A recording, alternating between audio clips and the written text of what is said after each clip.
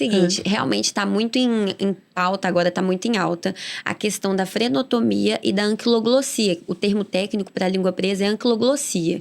Então, o que a gente tem que tomar muito cuidado? Exatamente. Primeiro que é o seguinte, pessoal, eu falo com as mães, tem vários protocolos de avaliação. Na literatura não tem só um protocolo, então isso realmente tem alguns testes que são mais enviesados, tem alguns protocolos que antes de você terminar o exame clínico completo, mais minucioso, ele já tá dando um resultado de que tem que operar. Então, e primeiro, não é só um piquezinho, pelo amor de Deus, foi exatamente isso que você falou. É um procedimento cirúrgico, invasivo e um recém-nascido que vai ter que usar anestesia, que você pode ir ou com um laser de alta potência ou com uma lâmina de bisturi numa boquinha extremamente pequenininha. Então, assim, e requer mais de um profissional segurando. Não é só um profissional. E tem várias técnicas, tanto para estabilizar, quanto para operar, quanto para anestesiar, quanto às vezes para fazer o pós-cirúrgico. Tem várias coisas. O que é importante as mães terem na mente sobre isso? Primeira coisa, quando a gente vai avaliar a amamentação e a questão da linguinha, se tem língua presa ou não, a gente precisa contar com uma fono muito boa. A avaliação da fono é padrão ouro, elas que fazem o encaminhamento pra gente. E existem vários testes que a gente faz. A gente tem que avaliar a questão anatomofuncional da língua, tem que avaliar a mãe, tem que avaliar como que tá a mamada, qual que é a frequência da mamada, como que o bebê tá mamando. Se realmente é a língua Se realmente presa, é a língua presa ou a questão psicológica, por exemplo. Uma tensão que o osteopata vai soltar. Exatamente. Porque eu tentei tudo antes. Eu confesso que eu fui pro osteopata antes pra soltar, porque o Léo nasceu muito tenso, né? Ele ficou na mesma posição no meu útero, aos 9 meses de gestação. E a osteopata que voltou no assunto, porque ele nasceu, a pediatra da sala de parto já deu como é que chama aquele? A frenotomia? Quizinho? Só a tesourinha. Porque a diferença, a gente tem a freno, que hoje em dia no meio científico tá até mudando o termo, mas não vou entrar nisso. Tá. Mas a frenotomia é quando a gente faz o piquezinho, que a gente tira só esse frênulo mais curto. Que é tipo... Quando você faz a frenecto, é mais invasiva. É como se fosse um passo avançado da cirurgia. E eu achava que eu falava errado, que eu falava assim, fez frenectomia, e hoje era frenotomia. Eu falei, não, são procedimentos diferentes. Entendi. Isso.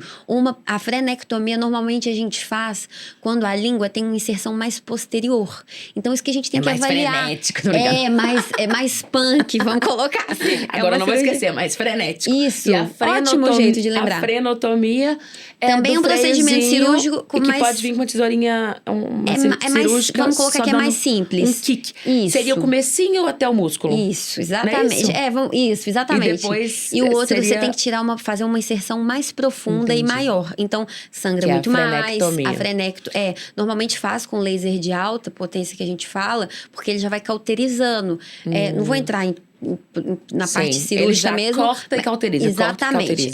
Tem várias técnicas. Tem técnica que vai, que a gente fala que como se fosse a seco mesmo, que vai na lâmina e vai difusionar. Vai difusionar. A moda antiga essa.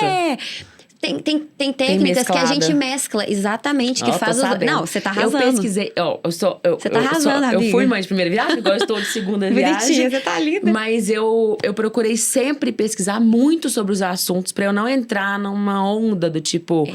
é isso. Opera vai lá logo. Opera. Exatamente. Gente, não é tão simples, porque além da cirurgia, tem o pós. Exatamente. E outra coisa, imagina que chegou lá o bebê. Eu brinco, a analogia que eu gosto de usar é assim. Imagina que o Léo foi no médico e o Léo tem a indicação de operar de amígdala e adenoide. Só que a otorrino falou, tô na dúvida, não é tão... Vamos acompanhar. Ou se não, você não sentiu muita confiança. Você vai procurar um segundo, um terceiro otorrino, um quarto, às vezes. Você vai procurar outras opiniões. Sim. Na questão da freno, da anquiloglossia, é a mesma coisa. Eu fiz isso. É isso, porque às vezes, nossa, tá na dúvida. Só que tem tantas outras coisas que a gente tem que avaliar também. Sim. Como que tá sua mama, como que tá a pega, se tem alguém te acompanhando, se você tá muito ansiosa, se não tá. Qual que é o histórico daquela mãe nisso? Acho que é por isso que é importante, desculpa te interromper. Imagina. Acho que é por isso que é importante você ter bons profissionais ao seu lado. Exatamente. Isso não foi uma decisão só da osteopata e da pediatra. Isso é uma coisa em conjunto. A pessoa que estava me acompanhando no aleitamento materno, né, na consultoria do aleitamento materno, já tinha dado alerta. Na sala de parto, a pediatra do Léo já fez o que falou que provavelmente, até porque o dele foi era mais hereditário. posterior. Ela já sabia. E a gente foi acompanhando e vendo as dificuldades. Então, soltou no osteopata, não melhorou a amamentação. Eu chorava de dor com o peito machucado. Tadinho. Porque ele mamava curto e tenso ali. Isso, e alguns sinais que a mãe pode acompanhar, isso que eu ia falar de dicas, assim, o que a mãe pode observar? A pega, quando o bebê pega, quando fica com aquelas covinhas, quando tem muito soluço, quando dá muitos gases, quando a criança tem um sono muito curto e mamadas no intervalo muito curto. Sim, quando ele fica não tá cansado, mamando direito, não né? tá mamando direito, o Léo bebê vai tava ficando mamando toda hora. cansado. Eu tava quase, menino, chega. Filho, por favor, me ajuda. Por favor. Quando às vezes até a questão do ganho de peso mesmo tá um pouco abaixo do esperado. E assim, foi exatamente o que você falou. É importante saber. Tem casos que mesmo após o procedimento cirúrgico, aquilo ali não evolui o tanto que a mãe estava esperando. Porque Sim. precisa ver o multidisciplinar. Sim. Entendeu? E tem casos que a frenectomia faz o bebê que não tava engatinhando.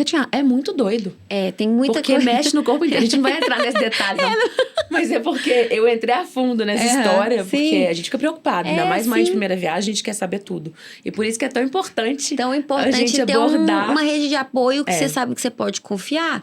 E pessoas que comunicam entre si, sabe? Sim. Porque é muito legal quando eu tenho essa troca com a fono, com a pediatra, com o osteopata. Sim. Eles comigo, com o otorrino. Ontem veio um paciente e falou, olha, o otorrino queria saber se é cirúrgico, por causa do palato, né? Do tamanho do palato, questão ortodôntica. Falei, não, pode deixar que eu vou discutir com ela. Palato? O céu da boca. Quando a criança tem o palato ou palato, né? Muito atrésico, muito pequenininho. Sim. Então, às vezes, precisa de um aparelhinho, mas isso já vai para uma questão mais ortopédica. Como poder amar alguém assim, se nem ao menos seu sorriso ele deu pra mim?